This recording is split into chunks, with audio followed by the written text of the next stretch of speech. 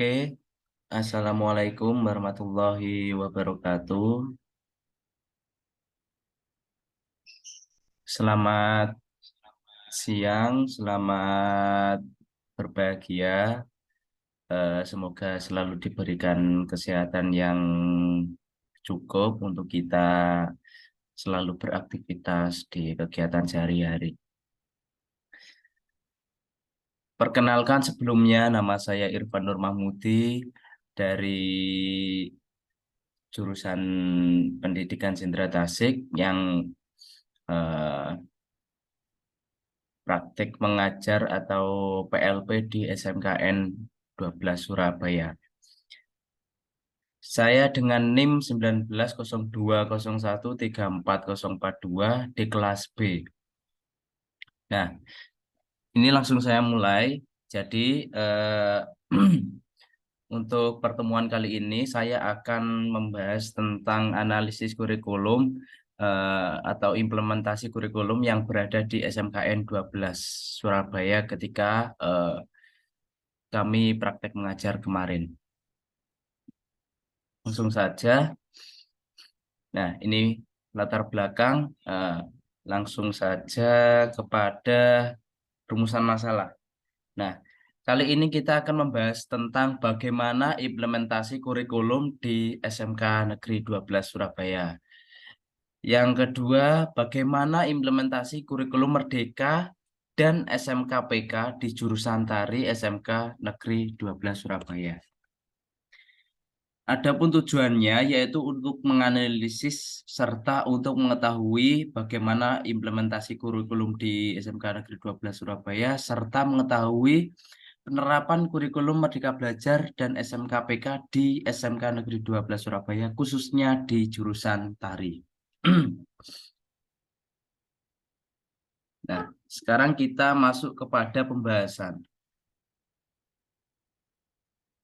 Sebentar.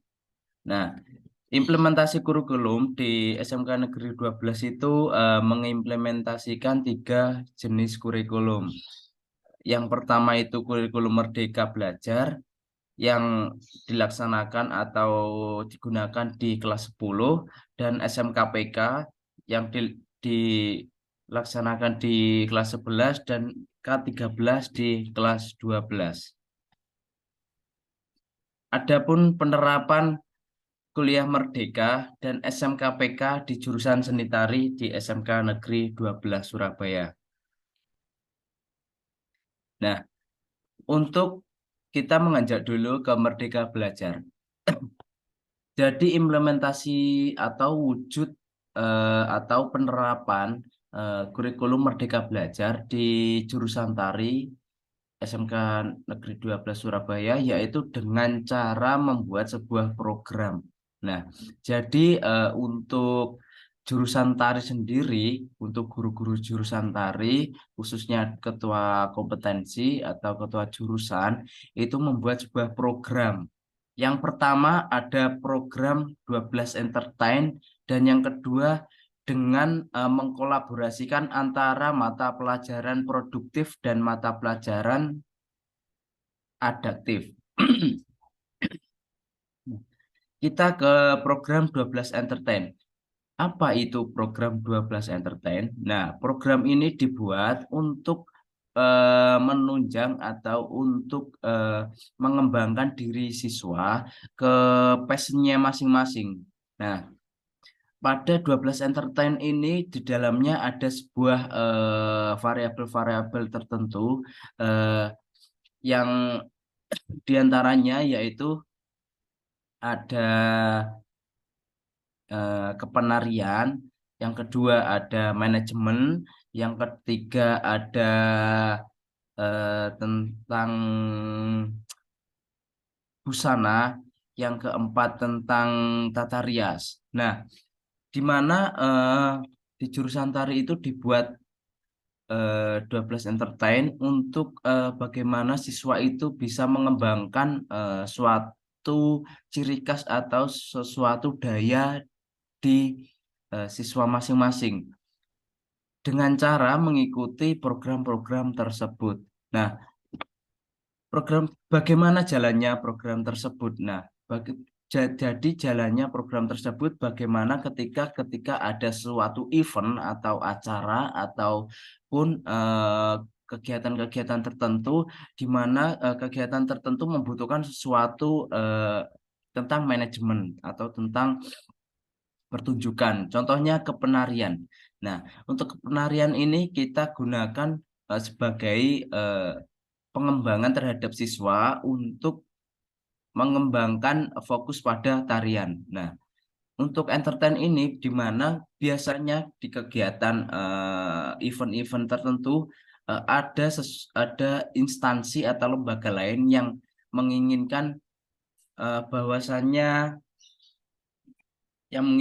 bahwasannya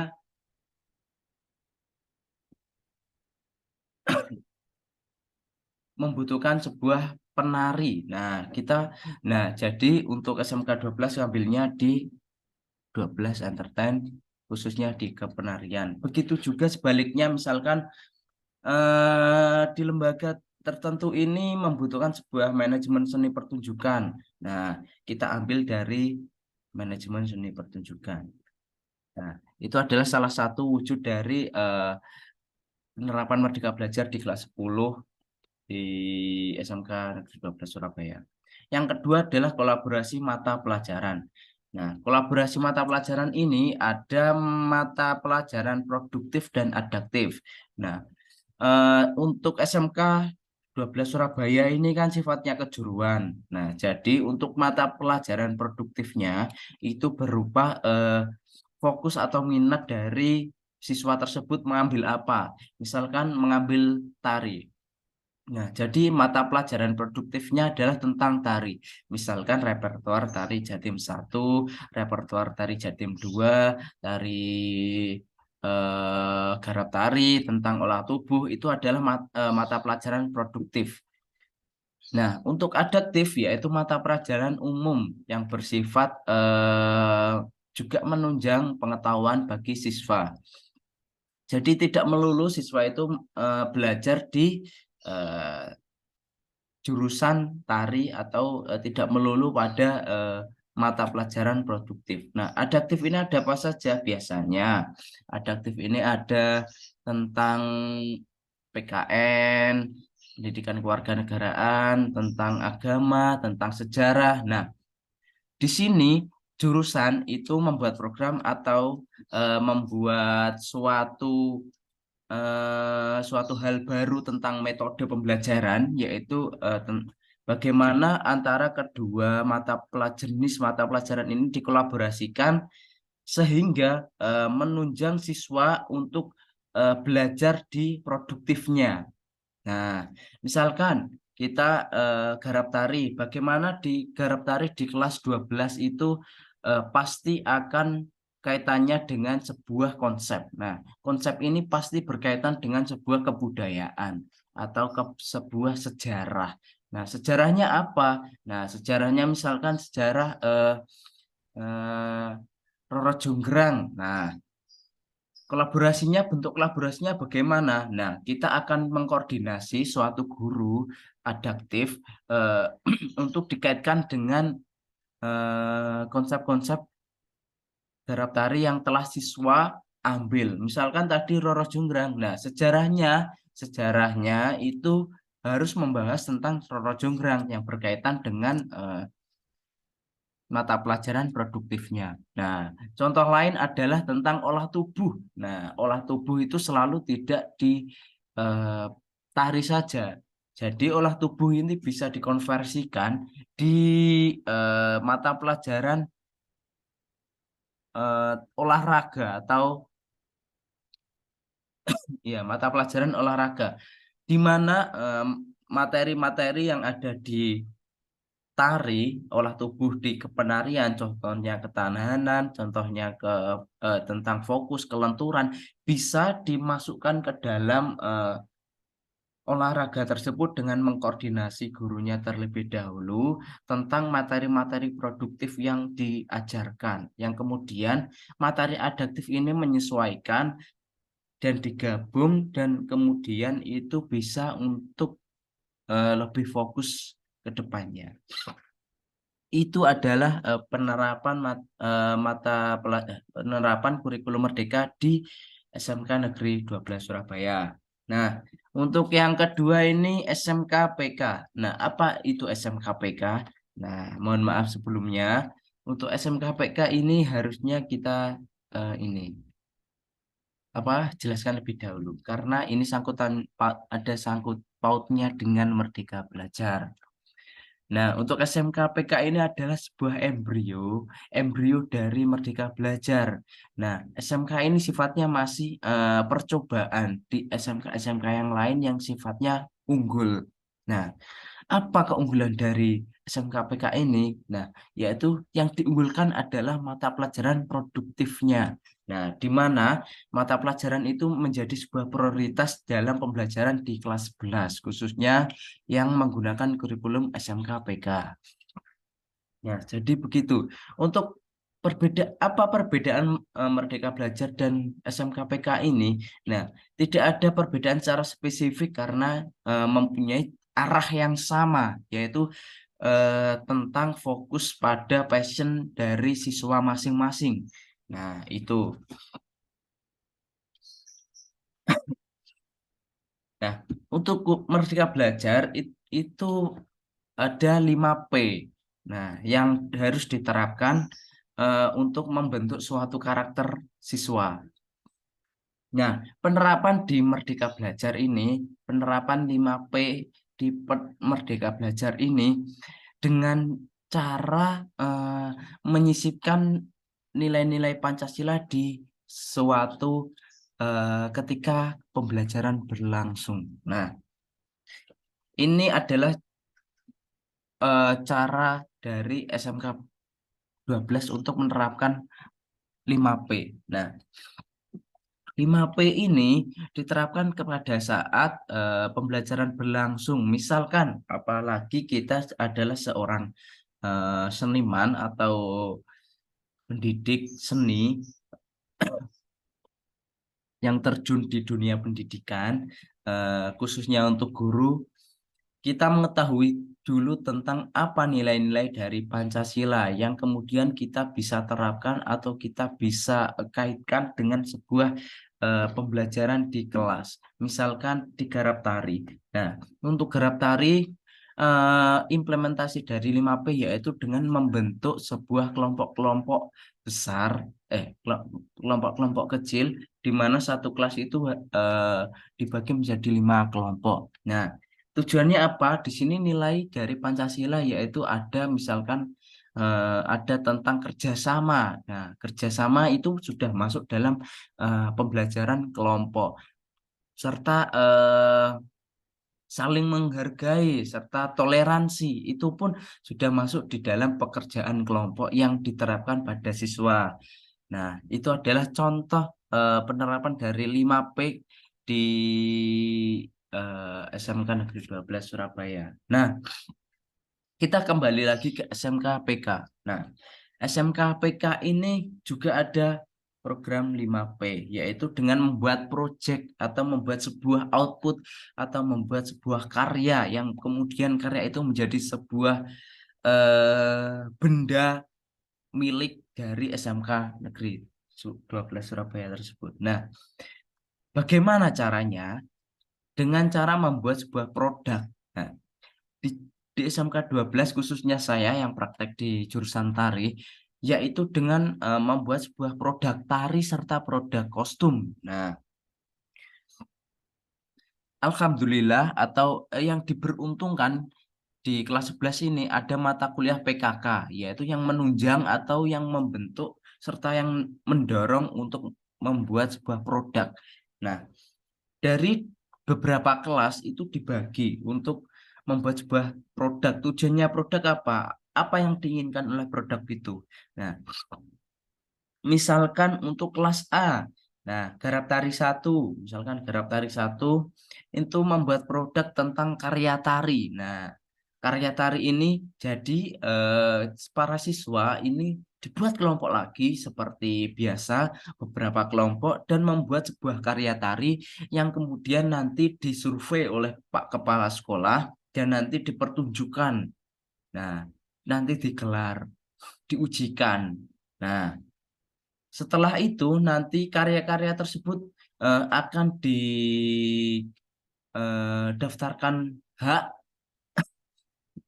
kepada pemerintah yang kemudian bisa menjadi sebuah benda yang milik dari SMK Negeri 12 Surabaya tersebut. Nah, beruntungnya atau keuntungan dari SMK 12 Surabaya menerapkan program tersebut adalah sehingga SMK Negeri 12 Surabaya ini mempunyai aset yang tak benda. Nah, aset-aset tersebut bisa turun-temurun, bisa dikembangkan, kemudian bisa menjadi sebuah pembelajaran yang berguna bagi peserta didik yang akan mendatang. Nah, itu tadi adalah penjelasan tentang kurikulum Merdeka dan SMKPK di SMK Negeri 12 Surabaya. Nah, ini adalah dokumentasi dari pembelajaran kita, yaitu yang pertama dari pojok kiri kanan atas ini tentang garap tari, di mana kita sudah membagi beberapa kelompok. Nah, ini proses pembelajarannya, dan yang kanan ini adalah proses pembelajaran repertoar tari Jatim 1, dan yang pojok kiri bawah ini ada olah tubuh, dan yang kanan itu ketika saya sedang membantu guru PPG sedang menyelesaikan tugasnya. Jadi kita suruh membuat sebuah gerakan berdasarkan tugas dari guru PPG tersebut. Nah, ini juga yang di kiri atas, jadi kita ini tidak melulu pada pelajaran, kita ada sesi sharing-sharing, pasti di suatu mata pelajaran ada sesi sharing-sharing. Nah, terserah mau bersharing tentang mata pelajaran pada saat itu, atau tentang mata pelajaran yang lain, atau tentang keluh kesah dari para siswa. Nah, untuk yang kanan atas ini, pojok kanan atas ini adalah garap tari. Untuk pojok kiri bawah, nah ini adalah sebuah manajemen yang dibentuk oleh SMK Negeri 12, yaitu dengan cara membuat kantin kecil di ruang guru jurusan tari. Karena eh, realitanya adalah kantin di jurusan tari ini sangat jauh, dan untuk tempat di jurusan tari ini tepatnya di depan dekat gerbang. Jadi, dan untuk kantinnya berada di belakang. Jadi itu sangat jauh, dan mempunyai eh, guru ini mempunyai niat atau mempunyai program untuk membentuk sebuah kantin kecil supaya siswa-siswa jurusan tari tidak kejauhan atau tidak berlebihan dalam berjalan untuk membeli sesuatu. Nah, untuk yang kanan ini juga garap tari kelas 11.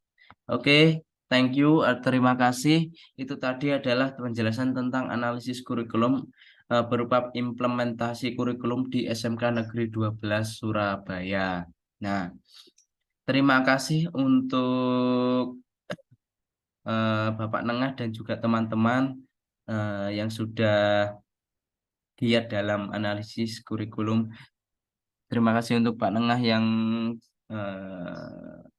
membimbing tentang implementasi kurikulum atau analisis kurikulum ini. Terima kasih. Sekian dari saya. Bila ada kesalahan kata maupun perilaku, saya mohon maaf sebesar-besarnya. Selamat pagi. Wassalamualaikum warahmatullahi wabarakatuh.